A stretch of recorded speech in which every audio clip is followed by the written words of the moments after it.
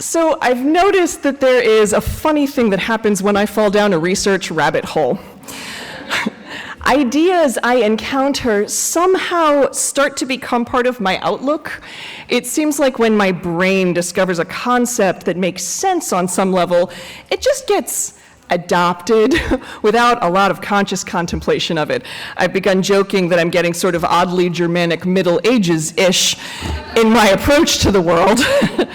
And that's wholly a reflection of where my personal studies have led me recently. One way this is manifesting is in my approach to language. My current area of fascination is the Bronze and Middle Age cultures of ancient Scandinavia, Iceland, and Germanic Europe. This means I spend a fair bit of time exploring the sagas, stories, chronicles, and associated folklore from those regions and times. One of the ideas that I find really interesting from these cultures is how language was conceptualized and approached. For ancient Nordic and Germanic people, it appears that the power of breath, and therefore the ability to shape words and speak them, was considered a sacred gift. In the creation story from that part of the world, humans were made from driftwood, found on the shore by the sea. That driftwood was first given breath, then intellect, then perception.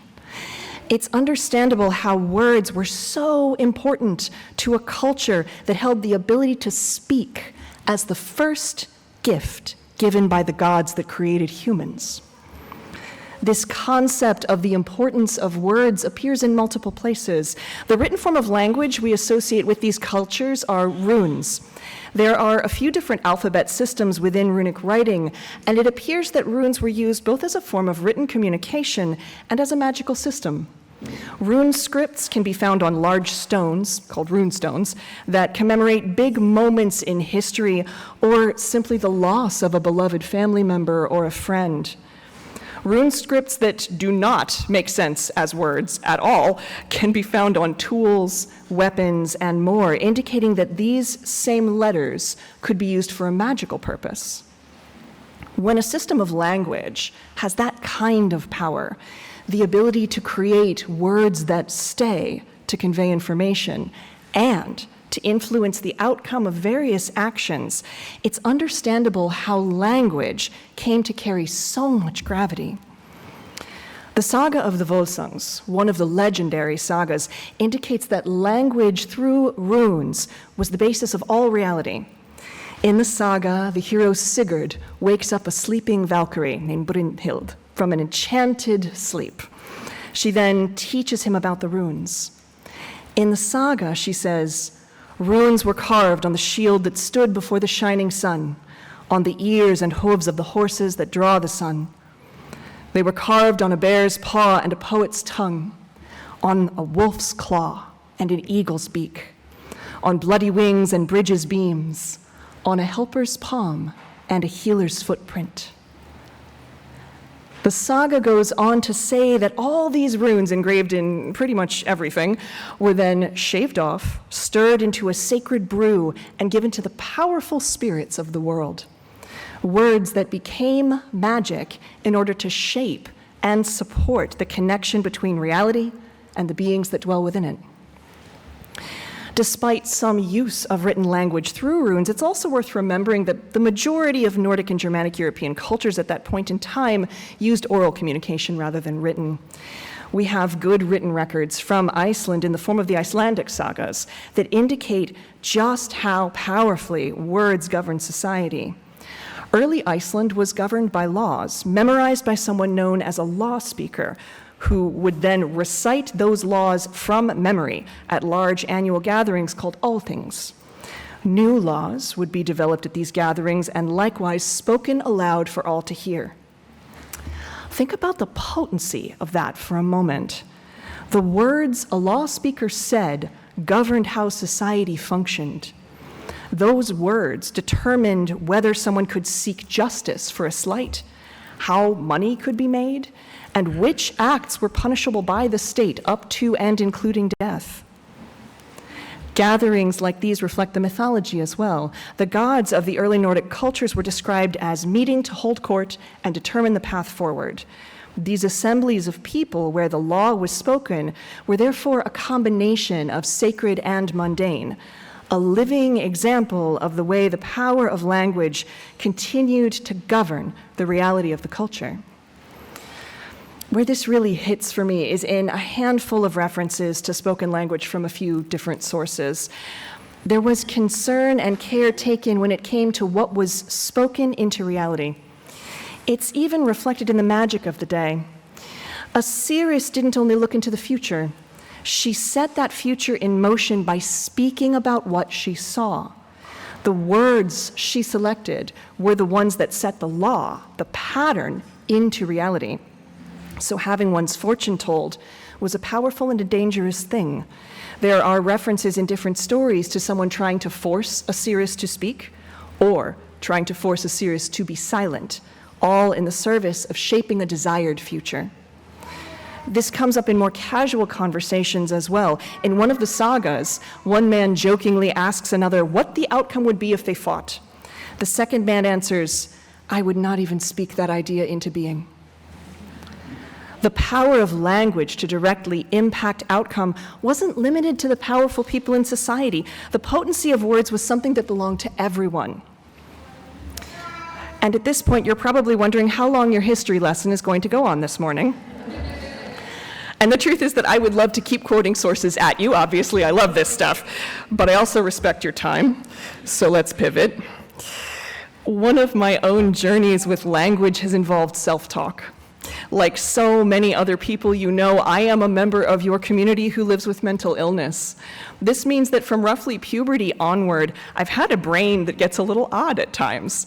I have a diagnosed anxiety disorder, some PTSD from a really screwed up first marriage, and some issues related to depression that are blessedly intermittent.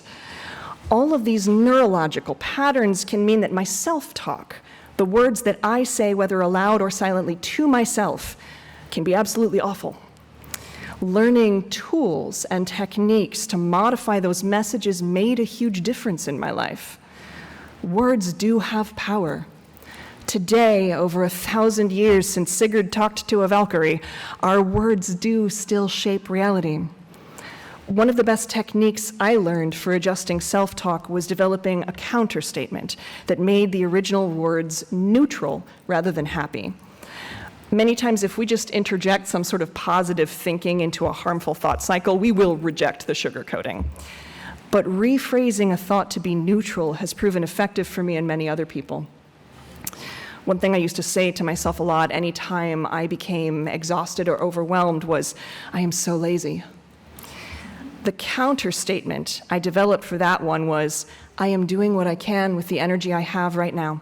That's all anyone gets to do." Yeah. And here's the amazing part. I countered that harmful statement so many times that my brain stopped sending it. It's been years since I tried to tell myself that my own exhaustion meant I was lazy. This ability to reshape a thought pattern is referred to as neuroplasticity, and it's at the base of a lot of mental health treatment. That countering technique has proven very effective for me over the years. When I catch a repeating thought that's harmful or irrational, I almost immediately develop a counter statement for it now. And because of this and other measures, my mental health is currently the best managed it's ever been. I used language to change my reality. I selected the words. I spoke to myself carefully, and they literally changed how I exist in the world. Now let's zoom out. Right now, we are subjected to more words from more people than at any point in history prior to this one.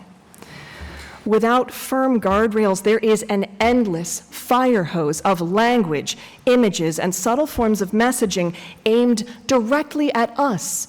Capitalism works by trying to convince us that we are lacking enough that we need to buy something to fix the problem.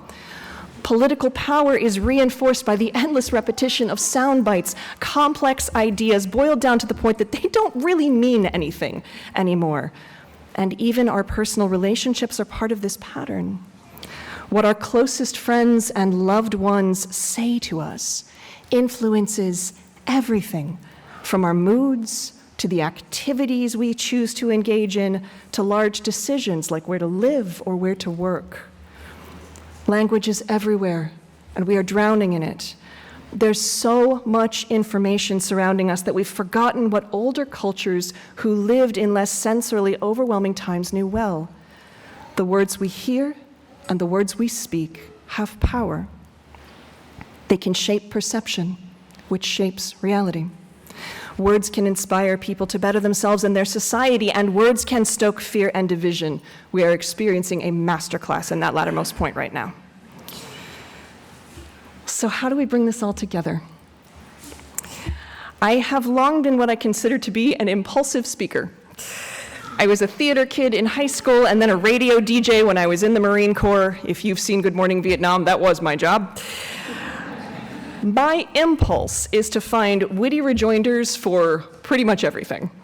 I use comedy to help break up tension. I like making people laugh. And that impulse has its place. It can be a good thing. But I'm thinking a lot more about phrasing. What am I speaking into reality? When I crack a joke, am I punching up or punching down? What are we laughing at exactly? I've noticed that I use self-deprecating humor a lot, and I'm trying to change that. I also love to share my opinion. Giving sermons is a fantastic illustration of that point. I'm a teacher and a writer, all forms of communication involving words. I'm not about to change the fact that on a very deep level, I want to share my ideas and experiences with others, but I'm thinking a lot more about the balance of conversation. Does something being said really need my comment on it? When I engage with a topic, what does that do to the topic? Am I okay with granting something legitimacy with my attention? What pieces of reality am I reinforcing with my own words? Am I using language in a way that is consistent with the world I want to build? This is creeping into my media consumption as well. A friend of mine has a saying I love, which is, what you do repeatedly is who you are. If I spend a lot of my day doom scrolling or getting onto fights on the internet with strangers, who am I becoming? What are those words doing to me, in addition to everyone else? Whether we want them to or not, words we are exposed to do influence us. Words we use contribute to how we move forward in the world. So where I'm focusing right now is on bringing more intention and deliberacy to how I engage with language. Sometimes that does mean catching a verbal quip after I've already said it. I am evolving, as always. But it's beginning to show in conversations where I once would have waded in without a second thought. I'm thinking much more about how much news I consume, from which sources, and how best to stay informed without also opening myself up to the harmful manipulation that is being deliberately inflicted by the political powers in this country. Words do underpin reality. Maybe not in the carved into an owl's beak and then made into a potion sense of things, but definitely in the way words influence how we and others interact with the world. Words can literally change how we think. As we continue to live our values and work to build the beloved community, remember the power of language. What words are you hearing, and do they serve your vision? What words do you speak in silence to yourself, and are they helping you? And what are you speaking aloud into reality? What future are you shaping when you use the breath of life to place an idea into the world? We do not need to wake up a Valkyrie to appreciate what language can do. We just need to remember the words we speak help shape the story to come. Language is, and always has been, more than just letters.